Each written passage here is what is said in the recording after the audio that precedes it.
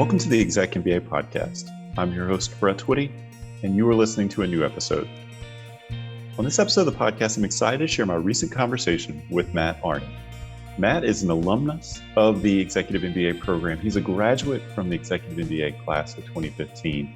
We recently connected with him to talk about his MBA journey, how he decided to pursue an MBA, what led him to Darden, and what he's been up to since graduation.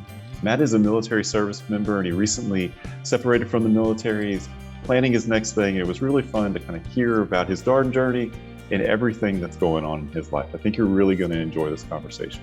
So without further ado, here is my interview with Matt Arny. Matt, welcome to the podcast. Thanks, Brett. It's great to be here. Well, it's great to have you here. Should note for our callers, you have a tremendous view behind you. You got all these great books. You got some, I think, pilot helmets and nice trees out the background. It doesn't come through on the podcast, but I did want to flag that for our listeners. Yeah, that's great. It's stuff that I've accumulated throughout my time, and so it means a lot to me and my experiences, which I'm sure we'll get into a little bit, and how they led me to Darden. Well, how are you doing? How are you and your family at this time? Well, we're doing great. I finished up my last command tour here in the Navy out here at Whidbey Island outside Seattle, Washington. And when we came out here in 2018, weren't exactly sure what we were going to do after that. Knew it was going to be 3 years, and we just found that we just loved the area. And so we decided to retire out of the military and make the transition. And it's been good. So we've been settling into our new neighborhood, new house, and I've been spending time as I wrap up active duty, figuring out what I want to do when I grow up. Well, the Seattle area is beautiful. I had not been out there until it feels like a world away, but maybe a few falls ago. And I'm a child of the 90s. I grew up with all of those bands. So for me, as a music fan, it was such a treat to be there in Seattle, kind of wondering, like, what was it like in 92, 93? Visiting the Seattle of today is a little bit different. Obviously a huge tech capital now, and it wasn't quite that way back then from what I understand. Yeah, that's right. My exposure to back then is through the movie Singles, and which was a classic.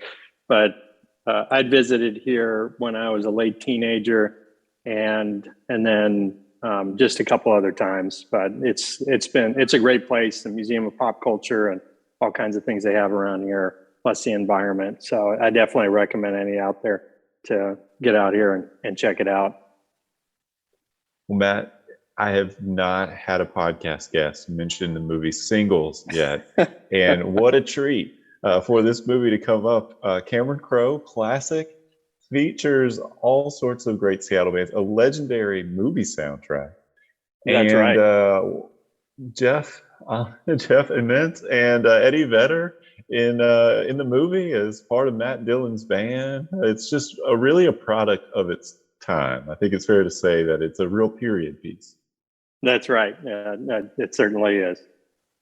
All right. Well, let's talk about you. Tell us. You started to share a bit more about your background. You mentioned your most recent station in the Navy out there at Whidbey Island, but let's talk a little bit more about your story. What's your story? So, Brett, I grew up mainly around the DC area. We settled down there when I was a kid. My dad was an F-4 pilot in the Navy in the Vietnam era. And so we'd moved around a little bit when I was young, but we settled down there. And he made his transition from naval service there in the Pentagon to stuff around the DC area. And so then I also had an older brother, Skip, who was a couple years older than me. And my mom was a stay-at-home mom for a while, and then she made her way into real estate and then into loan financing and office management. So she had her own, really good career. But I knew growing up that I always wanted to go to the Navy. I wanted to be a Navy pilot, and so after high school there out of Alexandria, Virginia, I went to the Naval Academy through the Naval Academy Prep School program. And then finished that up and then went into flying airplanes. And so I was fortunate to be able to get that. And so I spent a career flying the F-14 Tomcat an F-18F Rhino or Super Hornet. I was the guy in the back seat that has a chauffeur to drive him around, to play the computer games, talk on the radios, and do all that kind of stuff that the weapons systems officer does. So it was a great career flying. I had about 3,000 hours flying. I've been in combat in Iraq and Afghanistan, Somalia. I've been to every continent in the world except South America and Antarctica. And right before Darden, I commanded a squadron of about 230 people aboard the USS Ronald Reagan, and we did combat operations. And we unexpectedly also did disaster relief operations with Tomodachi after the tsunami and earthquake of March 2011. And so that's where I was, coming into the decision to go to Darden. And I'd just recently been married. We've been married about 3 years. I met my wife, Summer, who's from Lebanon. We met in Abu Dhabi when I was working at the embassy there. And so I had an established career and I was enjoying life and was kind of at a decision point at that point. All right. Well, I have a couple questions for you. Did you always know that you wanted to fly? You mentioned that your father had flown and you sought this path out yourself. I'm just curious, is this something you knew you wanted to do? I did. I remember being in first grade and I had to do one of those, what do you want to do when you grow up, little papers. And I can still remember it to this day that I wrote. I was interviewing my dad one morning before he was going off to the Pentagon. And it was about landing airplanes on aircraft carriers. And so I just always knew I wanted to do that. And even though he left the Navy around that time, I was still surrounded by that influence from his friends who had continued on. And so I still was able to enjoy that and be inspired by it. And so you mentioned you were the person in the second seat. How are these roles assigned? Can I ask you a real novice question? How do people absolutely. get into one thing versus the other thing? So it's really mainly dependent on your eyes. And so I had an eye issue with depth perception, so I couldn't be a pilot. And so I had the opportunity to be a naval flight officer. And so when you then get selected for the NFO program, you go through what we call a pipeline, because it starts off as one big pipe that everybody starts in. And then it starts branching off of you as you hit decision points through the training. And so it took me about 1.5 years to get through the training and then get my wings and go to be an F-14 Rio. And so really, like I said before, I was just fortunate. Of course, it takes a lot of work. Everybody's putting a lot of effort into it. But there's a lot of things that you have to create your luck, create your opportunity.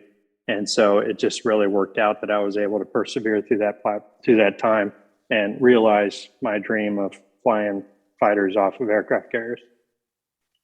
Does it take a while to get used to flying off and on an aircraft carrier? Like I know these are massive ships, but I don't know, seeing it on TV, seeing it in Top Gun, like, or whatever is the reference for my limited exposure to this. I'm like, okay, that is, it doesn't seem easy, but maybe it gets routine at some point. Well, there's a lot of training that goes into it, which makes it look easy from the outside, but it's never easy.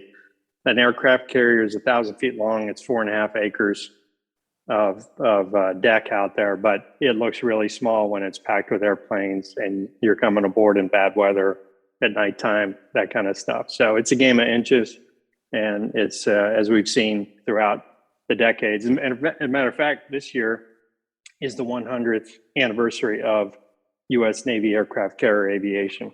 And there's lots of examples of how badly it can go wrong when you're not on your game and doing things right.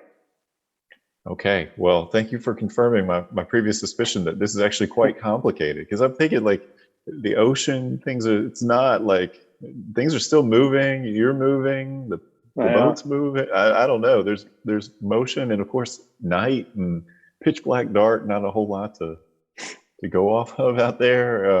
I can imagine. That's right. But it's still thrilling. And some of my best memories are beautiful blue sky, not a cloud out there. You're in the middle of the ocean, and and you're flying over the ship, getting ready to come aboard. And it's just, there's a beauty to it that everybody should be able to experience, but unfortunately, only very few can.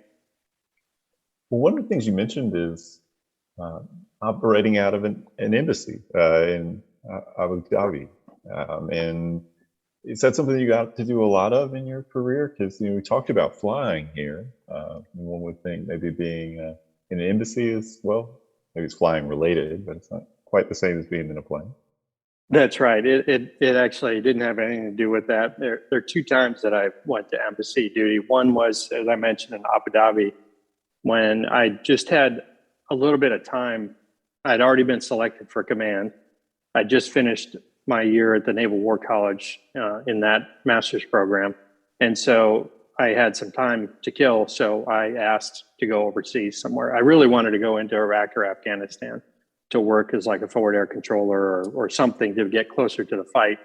But they came back to me and said, hey, we really need somebody to go to the embassy to work this liaison office. And so I did that, and it forever changed my life because I met my absolutely wonderful bride. But it was really different from flying to doing liaison work with UAE government and other stuff. And then I also subsequently, after Darden, went to the embassy in Stockholm, where I spent 2 years as a naval attaché and working very closely with the Swedish Navy, the Swedish military, the Ministry of Defense, and the attachés from about 25 other nations that were represented in Stockholm. So it was a really great experience in diplomacy and representation and all kinds of aspects that were really valuable for me and for our family. It's a beautiful, beautiful city, a wonderful place to be. I went there, we were talking before we started the podcast, I went there a few summers ago. Gosh, it feels like forever now, but very laid back city was my impression. Like people were, I don't know, maybe I misjudged the Swedish people, but people didn't seem to be in a rush and just very livable too. Easily walk around. It's got great public transportation, lots of water, things to do. So it sure does. Impressed. Yeah, it's I actually, when I was going to get into this later, but in Darden, I had the opportunity near the end of my time to do one of the global business experiences, and that was a 1 week in Stockholm at the Stockholm School of Economics, studying entrepreneurship, innovation, and sustainability. So it really gave me an interesting insight into the Swedish culture that promotes innovation and entrepreneurship and sustainability. And so, as you mentioned, the Swedish people, they really do appear in a way laid back. They're very elegant. They are, they're very focused, and they're very good at being present. And my wife and I found them to be just wonderful people. We have great friendships from there, and impressive also because they're very successful in a lot of ways, and yet they still believe in doing their fika a couple times a day, which is their coffee break, where they socialize around coffee. It's not just go grab a coffee real quick and keep moving. They take their summer vacations and for 5 weeks out of the summer, and so there's a lot of things that I would love to be able to embrace more fully in the Swedish culture. Yeah, the fika is a nice thing. And I also think they have incredible pastries over there, like cinnamon rolls and cardamom rolls and all this kind of stuff. So that's right. Yeah, the Swedes have a lot figured out. So maybe we can learn some things from them. So let's come back to your business school story. And I'm sure who knows, we'll get back into Sweden, Scandinavia at some point. Who knows where it'll go? That's right. Well, tell us a little bit more about how you decided to pursue an MBA. Is this something you had always thought about, or was, cast your mind back to when you were making these decisions? Was it a relatively recent thought for you? So it was relatively recent. I was, as I mentioned, I was just finishing up command of a squadron, did a deployment overseas during that time. And I had just moved to be operations officer on one of our aircraft carriers. And so I went right out to deployment there. My wife, who, we'd only been married for, at that point, a year and a half, maybe. We already had a newborn. And it was basically, I got to go to the Persian Gulf to go meet the ship to take over as OPSO for this 3,000 person aircraft carrier. And you've got to sell the house, move, and do all that stuff. So that's the life of a military spouse, unfortunately. And we could do a whole other podcast on that topic. But so I went out, I spent a couple months. The ship had left from Washington State and was going into Norfolk, Virginia at the time for a midlife overhaul, which is a 4-year, $4 billion overhaul where we refuel the reactors and do a lot of modifications. And so I brought the ship into Norfolk a couple months later, and we were moving into a house that I had bought some time before. And it was just kind of, we're sitting on the back deck and just like, okay, now what? So that was kind of a whirlwind, give up command, go out to the ship, move to Norfolk. And then it was that, okay, now what are we going to do? I was retirement eligible, having just gone over 20 years. And so our general attitude was we wanted to stay in the Navy as long as it was fun and engaging, and we were having a good time as a family. And so I looked at the opportunities there. I saw the attaché in Sweden opportunity, and we decided we were going to do that.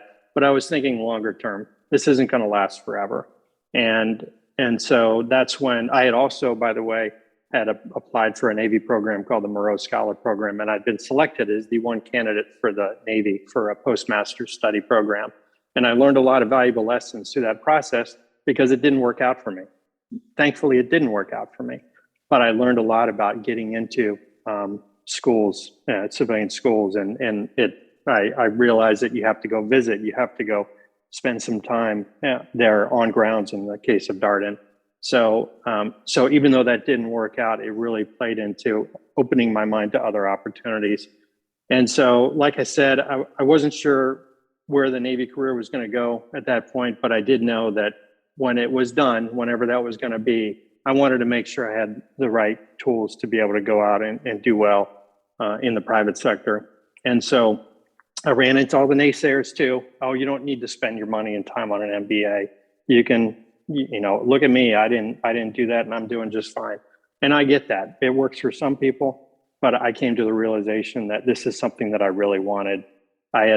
It was about 4 or 5 years after my master's program at the War College. And so I really enjoyed the learning experience again. And so I knew that I was looking forward to that again. And so I ended up applying. And so, that's how we got to the business school decision. And I say we, because it wasn't just me. My wife was right there with that decision because she knew she was going to have to shoulder the burden as well. And so how did Darden get on your radar as you thought about programs? Yeah. So pretty quickly, I admit I wasn't too familiar with it throughout my Navy career, but I quickly, as I was doing some research, I found some friends who had been to Darden, and one was he was there at the time at the executive format, Doug Deneni. And then Gus Nickel, who, when I looked at the Darden website and they had ambassadors on the website, I saw Gus's picture there. And I said, okay, I got to reach out to Gus and talk to him. And of course, through those people, I was immediately consumed with what a great community, what a great program, how developmental it is. And so it's really through some research and some friends. I had friends who went to other business schools as well. And so I certainly talked to them about the business school experience and why they liked their programs. I had one friend who had decided not to go to Darden. And so it was, of course, interesting to hear why he felt that it was important to have gone somewhere else. But through all that, and then having the opportunity to visit was key. And so my wife and I went down together, and there was an event going on in the springtime. And so we enjoyed just seeing the community and the feeling of family and of course the grounds at the time. For the listeners out there, this was before the Sands family grounds. And so I was in Charlottesville for every on grounds except for when we went to China. And so being there in Charlottesville and at the Darden grounds was also just something that I just said, I see myself here. This is where I want to be. And so that's how I had had decided on Darden.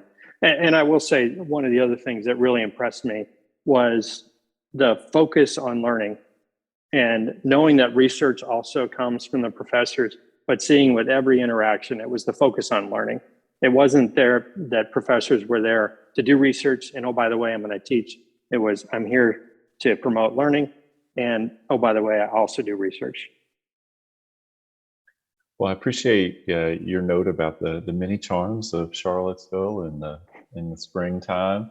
Our students still get a couple touch points in Charlottesville, and I think it's fair to say that once people have spent some time on the grounds there, they're eager to get back. We found that to be the case with our executive MBA classes in recent years, that they're always planning football weekends and basketball weekends, winery tours. I mean, finding their way down there, even for things that aren't called Leadership Residency 1 and Leadership Residency 2. So you come to Darden. It's a family decision, as you mentioned, and you get into it. And imagine there might be some learning curves. One of the things we talk about here on the podcast is that it's always an adjustment for everyone, regardless of what you've done previously, what your academic background is. This is Darden. This is graduate business education.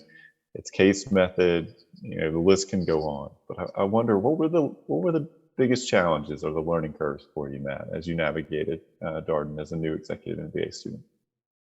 Brett, I love the term learning curve, because that's not what it was at Darden. It's a learning jump. It's, from before day one, because I remember getting the box of like materials for LR1 and the electronic, hey, you got to do these kind of pre-admit courses. And like, okay, here we go. And so it was a big jump in how to work through prioritization and certainly,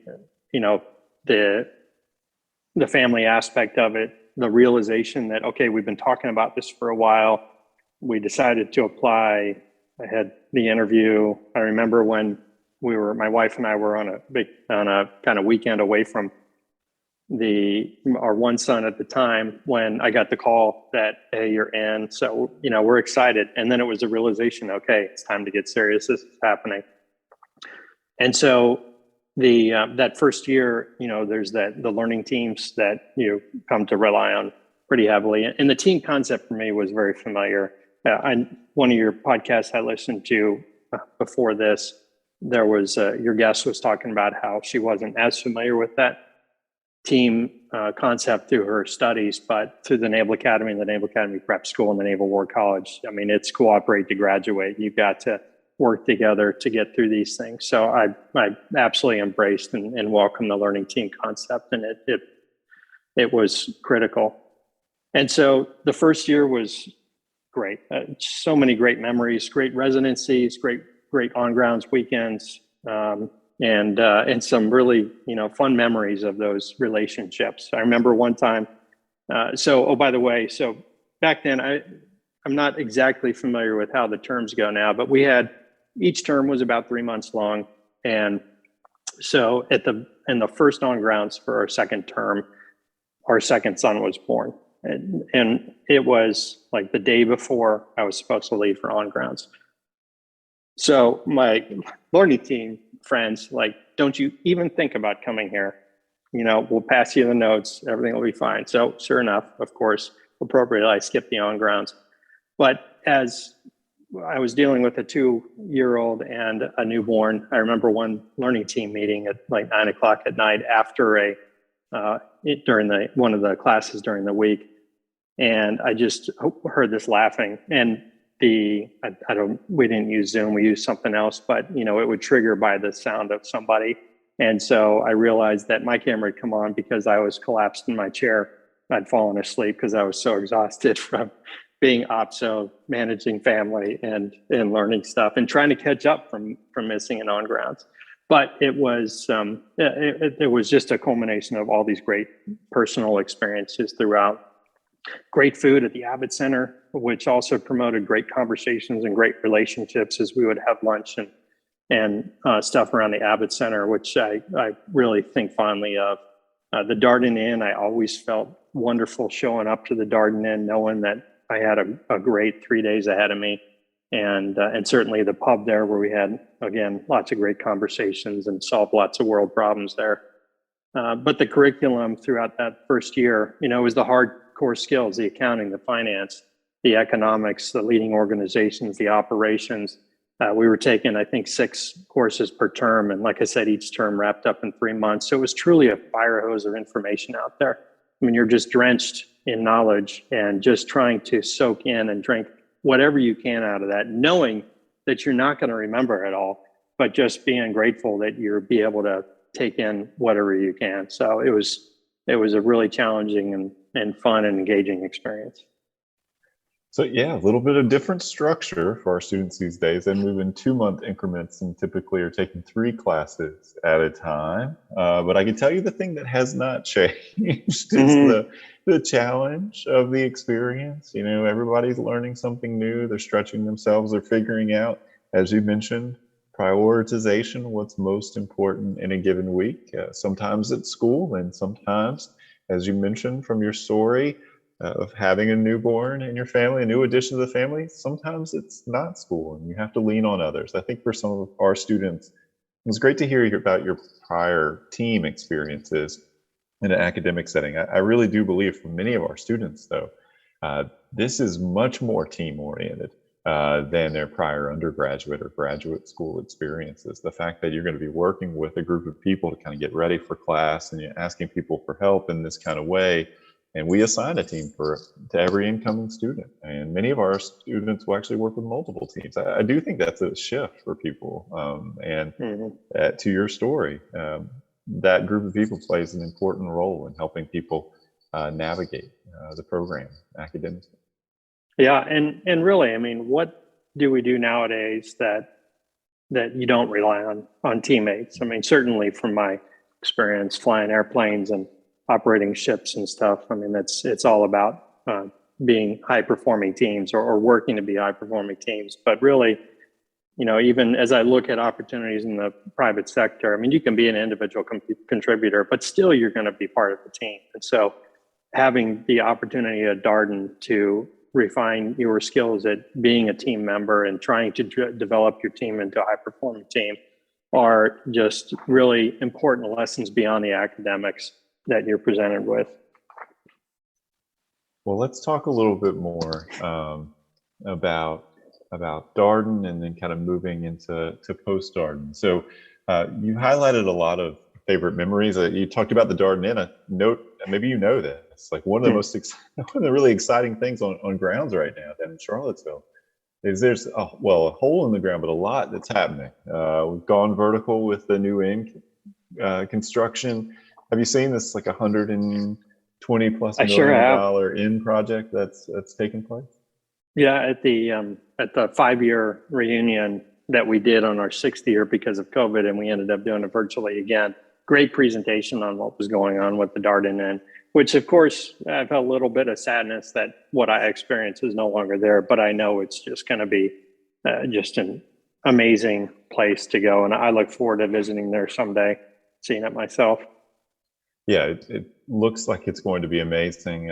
It's quite a significant footprint when you look at what's happening there when you walk around on North Grounds and say, oh, well, that's the future Darden Inn. So, no more Sloaney's Pub, but there will be, food service there. There'll be all kinds of things. So it'll be an exciting addition. And my understanding is that it's going to be ready for graduation in maybe a year plus or so. Okay. So coming around. So stay tuned. More to come. 10-year reunion. My 10-year reunion. I'll be sure to check it out. Well, when you look back on your Darden experience, when you take stock of those 21 months or so, what really jumps out to you where you started to where you were in graduation? Yeah, one of the reasons I reached out to you, Brett, because you've got so many great conversations on your podcast, and I knew from my experience deciding to go to Darden and then going there, and my friends who've gone to business school. When it comes to the military and veterans, a lot of people decide when they're right at the end, either they're in their last tour and they're able to create the opportunity to go to business school, or they actually get out. And we see a lot in like the 10 to 14 year point of military careers. They get out and they go full-time residents for a couple of years. And so, but what I had done differently was I had created the time to do it. Well, my wife and I created the time to do it back 7 years ago now, because I started in 2013. So it's actually, I started 9 years ago. And, and so I found so much benefit from the experience while I was still on active duty. And, you know, the curriculum there obviously showed me things that I was not familiar with when it comes to finance and accounting and those kinds of things.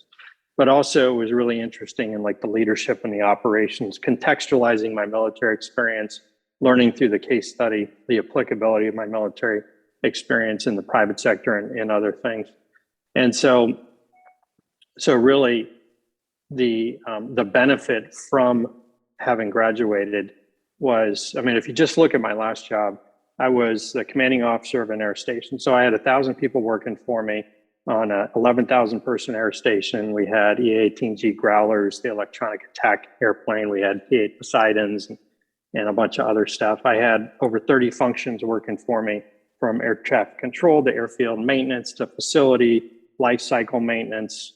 And we had environmental compliance. We had food and beverage services, revenue producing services, stuff like that. So really that Darden experience allowed me to really understand things a lot better when it came to the kind of core business functions, but also made me a much better leader in trying to understand because I was never the expert in the room in a meeting. People would come and meet with me and they were the experts in their particular thing, fire and emergency services, security, whatever it was.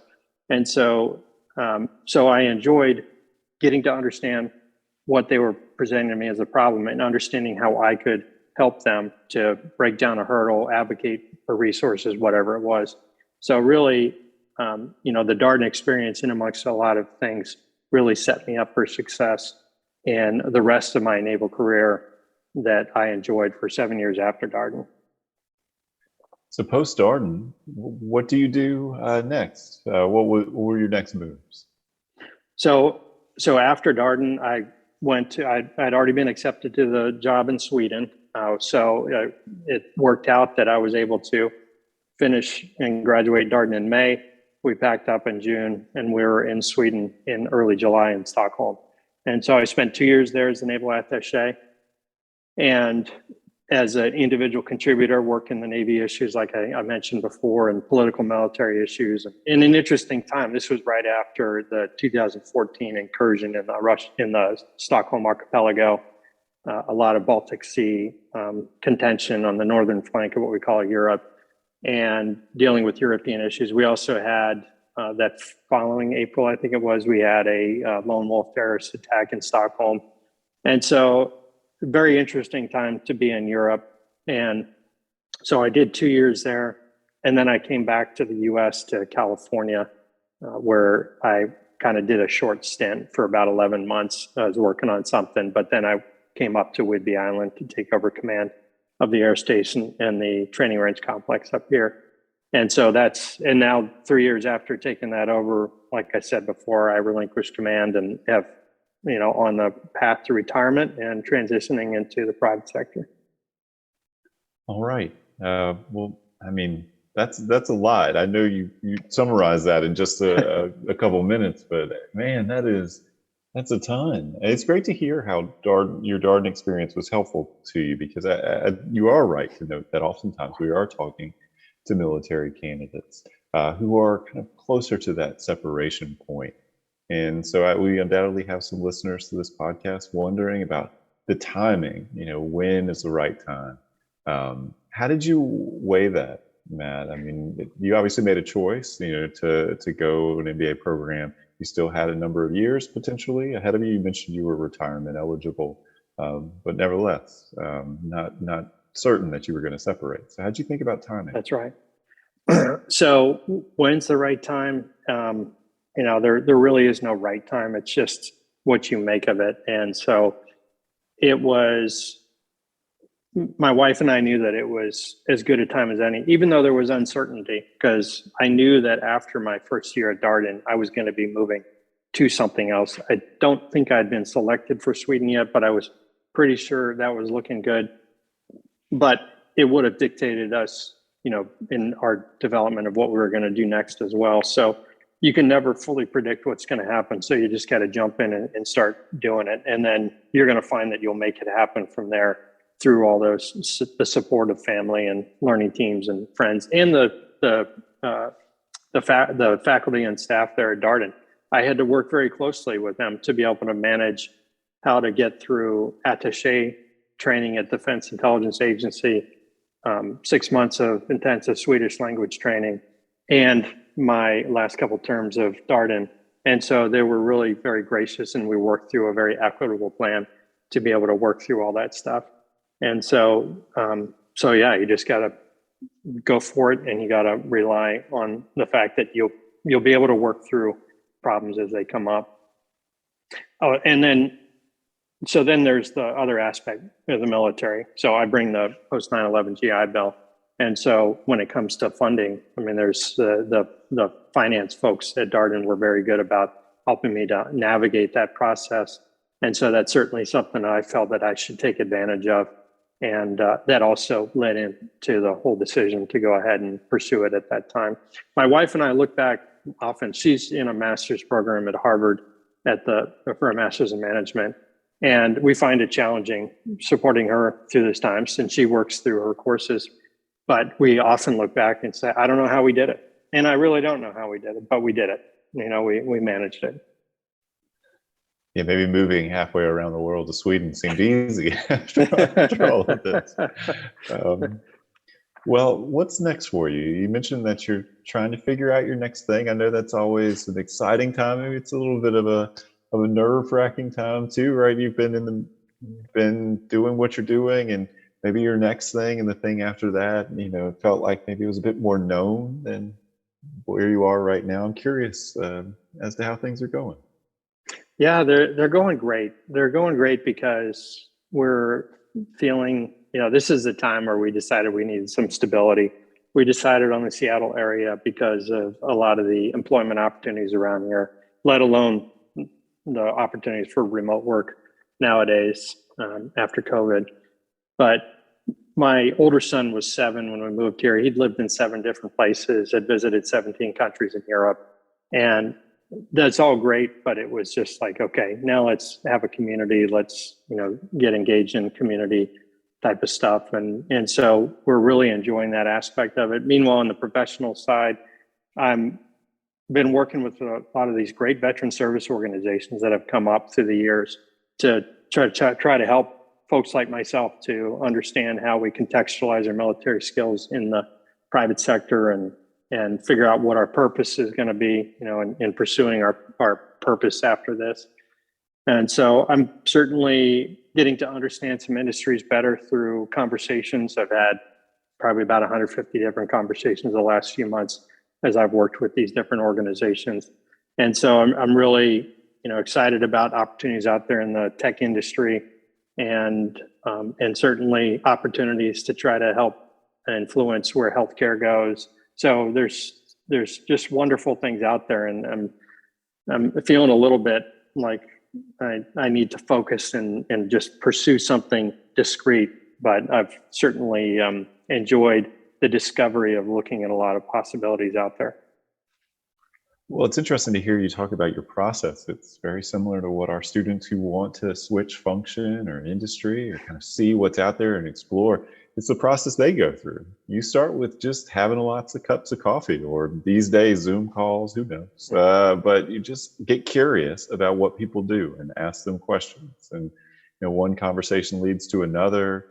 And at some point, people start saying, send me your resume. I actually think I know about something. Or, hey, let me know if you ever apply for anything. You maybe find a role and you end up applying and activating that network. And well, that's how it goes. It's a slower process, but I think you learn a lot in the process. That's right, you sure do. And back to what does Darden offer for anybody listening out there? I've also been relying heavily on the alumni career services, Jen Coleman, Marty Spike, and even a couple of years, well, it was in 2020 during COVID, where there were opportunities presented there was a Design Your Life workshop that Marty led, which was great. I jumped on it and was able to start kind of working through how am I going to design your life off of the book Design Your Life, which I encourage anybody who's looking to switch to look at. And then also the Mission Collaborative, which is also founded founded on the Design Your Life concept, was a more operationalized process that again was through the UVA alumni services. So plus just the periodic, I've been able to jump on different webinars. There was a product management webinar that was just that Jen Coleman had just hosted. And so that was just helpful just to be able to talk with other people, Darden grads, about what these things are. And so I really encourage people to look at, that as yet another value that you add to your life by embracing the alumni career services and everything that they have to offer. Well, Matt, we've covered a lot of ground here. I wonder if you have a final piece of advice, something you'd like to share with our listeners as they think about potentially taking this step in their life and career. So we talked about that there's no right time. I mean, there's better times. It's situation dependent, and it only happens when you make it happen. So you got to know that you're going to do it with support of family and friends and your classmates. One of the things that I learned afterwards, I went to a short course at Monterey at the Naval Postgraduate School called the Navy Senior Leader Seminar. And they developed their curriculum with along 4 lines: know your industry, know yourself, stay fit, and be a change leader. And there's some elements at Darden about the state that, there were some different opportunities, especially in the first leadership residency, about the importance of staying fit, both mentally and physically. Knowing your industry, you got to kind of figure out what your industry is and know it, but knowing yourself and being a change leader. And it's not just coming in and being a disruptor. It's just knowing that change is always happening. And so how are you going to be a change leader in your industry, and what do you bring? And so I think that as you look at the Darden experience, it's really a lot about knowing yourself and developing into being a change leader so that you can really drive your team to be a high performing team out there. And so, I'd really encourage people to take a serious look at it and throughout the process, not just when you get there, but be present. That's another thing that Darden was really articulated, and being present and active listening throughout that process, and knowing yourself and knowing how you're going to fit and knowing what you're going to get out of it, I think are all important aspects to making the decision to jump in and do it. All right. Well, thank you for these recommendations, Matt. And thank you so much for your time today and for sharing your story with your listeners. It's always great to catch up with students and alumni for these conversations. I learn something new every time. And it's also nice to connect with a fellow Sweden enthusiast. So that's I right. hope you and your family stay safe, and thank you again for coming on the show. Yeah, well, thank you, Brett. I really appreciate the opportunity. I hope that not only anybody listening to this would really give Darden a good look, but also anybody who speaking to is active duty military, no matter how much time you have left in your time, really take a look at it and figure out how to do it and see if it's right for you. So thanks for allowing me to put that message out there, and I really appreciate what you're doing in the podcast. I learn through every time that I listen to your podcast episode. So thank you, Brett. And that was my interview with Matt Arny, a member of our Executive MBA class of 2015.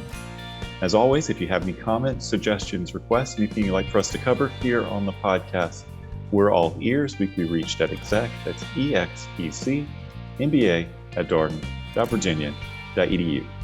Until next time, stay safe, be well, and thanks for listening.